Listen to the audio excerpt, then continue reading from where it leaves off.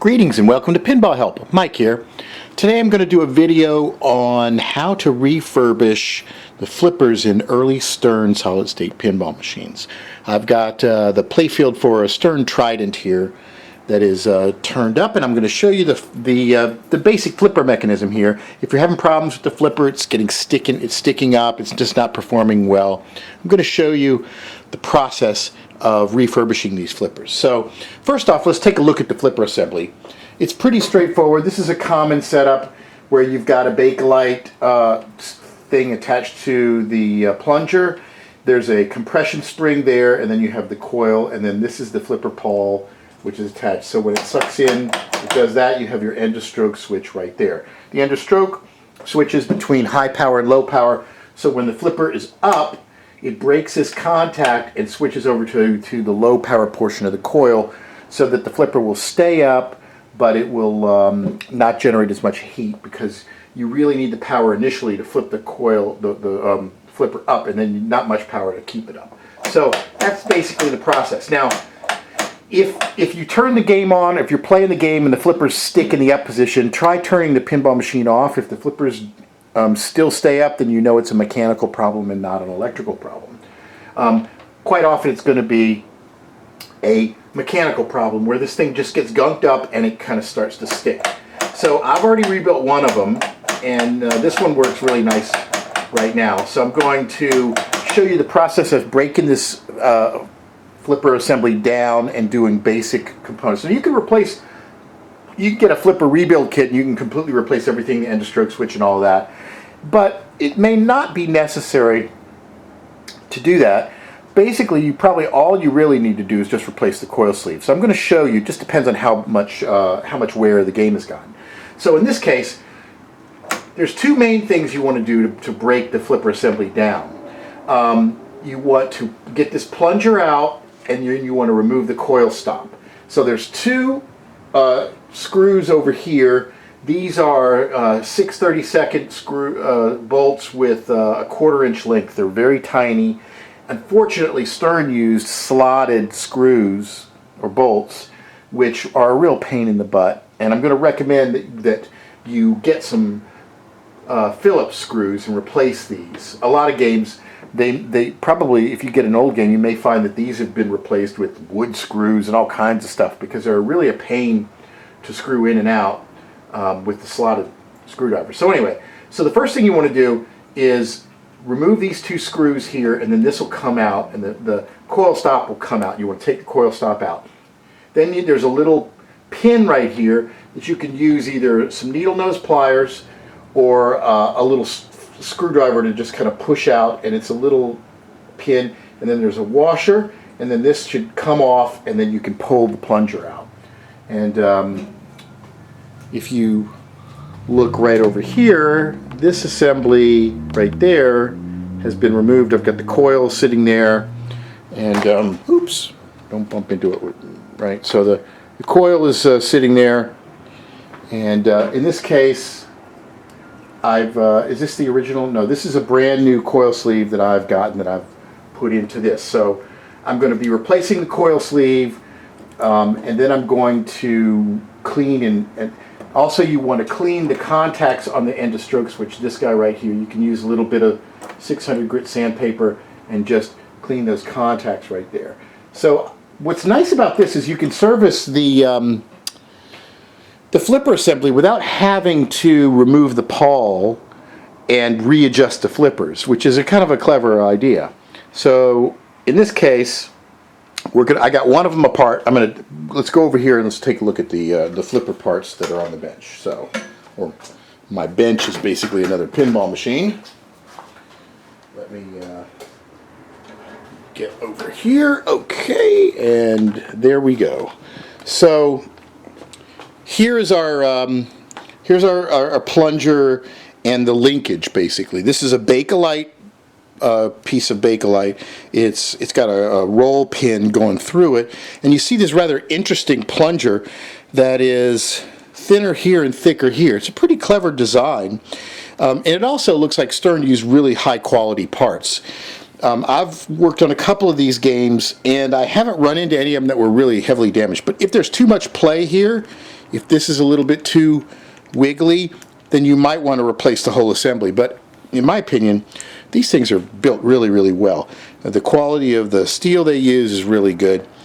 And then you have your flipper coil stop right there. Now, unless it's really mushroomed or out of, kind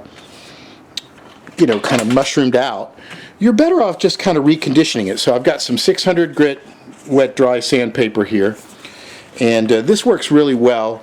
And this is a Scotch-Brite pad, which is also a really useful thing.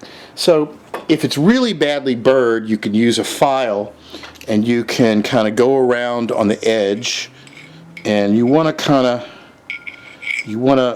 take any burrs off of this thing, and then the top two, and then you want to finish it with the 600 and the Scotch-Brite and make it as nice and smooth as possible. So we want to kind of, the flippers will stick if some of this metal gets mushroomed at the end, and it creates some burrs on the end, and that'll cause scuffing inside the coil sleeve, and it'll also make the flipper stick. So we want to get this nice and smooth. So basically you can take this and you can go over your sandpaper, and you can also go like this.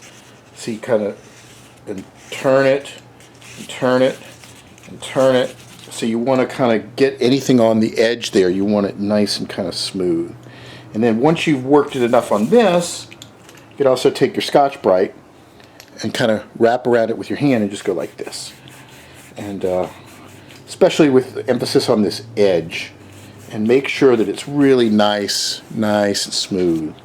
Get it really, no burrs. You want to feel your hands on here. You don't want to feel anything that could catch on something, right?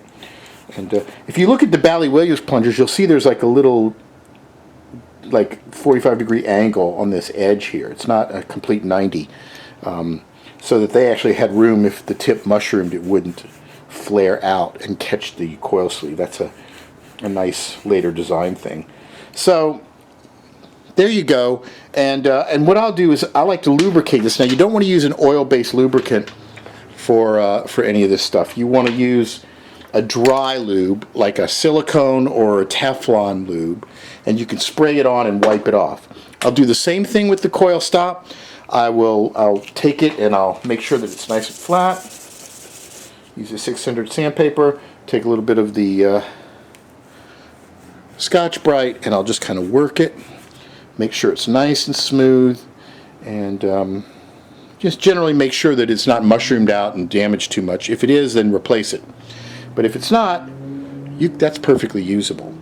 And this is perfectly usable too. What happened with this is it mushroomed a little bit, and there was a little bit of a metallic edge on it, and that created scuffs inside of the coil sleeve. So sometimes the flipper would get stuck. Now, what I'll also do for these old games is, let's take a look. Here's the compression spring, and I'll sometimes, I'll just pull it out just a little bit. Just pull it out and let it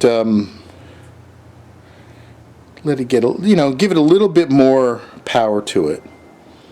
Just like that. Okay, so it's just ever so slightly a little bit stronger pushing out, and then when I put it back together, that'll give it just a little bit more oomph. And then, important, replace those old screws with some new Phillips 632 and 1/4 inch, and these will work a lot better. Now, if you may find that your assembly has been worked on in the field and manhandled, and you might find that the brackets are all messed up. I've seen situations where there have been wood screws that go through the thing into the playfield. That's unfortunate. You could buy a new bracket plate. There's some other tricks you can use. You can continue to put the screws in, but if they don't tighten up really tight, it's kind of a bad situation. I also like to use thread lock on those screws. It just depends on whether or not this is going to be on location or it's going to be in your home. If it's going to be in your home, I wouldn't totally bulletproof it because it's probably not going to get as much use. So I'm going to continue to clean these things and then put the whole thing back together, hit it with the dry lube, and and then wipe it all down, and it should be nice and smooth. So that's kind of where we're at. Relatively simple, straightforward. Take it apart. These games are pretty easy to take apart, and you don't have to readjust the flippers, which is kind of nice. Now, if the flipper pawl is loose and jiggly, there's a bushing in there that you can replace too. If that happens, well, then you're going to need a little Allen wrench to remove the swing arm, and then put in a new bushing, and that'll also help. Sometimes those bushings will crack. I didn't see that problem with this one, so I'm not going to be replacing them. And so there you go. That's how you can rebuild these old things. And again, you don't necessarily have to replace it if you just clean it up and polish it and make it look nice and smooth and put a new coil sleeve in. You're good to go. So there you go. That's how to rebuild a flipper on a early solid-state Stern game. And if you want to find out more, visit pinballhelp.com. Be sure to subscribe, YouTube/pinballhelp. Click on the subscribe button and the bell. And until next time, thanks for watching.